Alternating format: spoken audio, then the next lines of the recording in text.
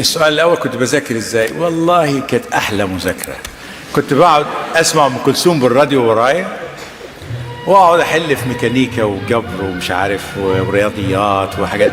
يعني ما كانش فيها، مش عايزك تتصور اللي هو عملية إيه، إن أنا كنت جاي من المريخ، لا. يعني كنت زي أي واحد فيكم، بس الحقيقة كانت اهتماماتي واضحة. يعني عشان أكون أمين، أنا كنت من صغري وأنا اهتماماتي واضحة. أنا يعني تقريبا عارف أنا عايز أعمل إيه، وفي نفس الوقت ما بضيعش وقت في الحاجات دي. فكنت منتظم.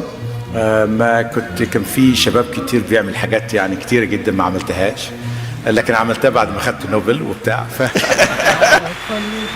لكن اللي عايز أقوله، الانضباط مهم جدا في الحياة. اللي عملته نوبل بالنسبة لي أنا ما أقدرش أضيع وقت دلوقتي، لأن عندي حاجات كتيرة جدا نفسي أعملها في حياتي يعني قبل ما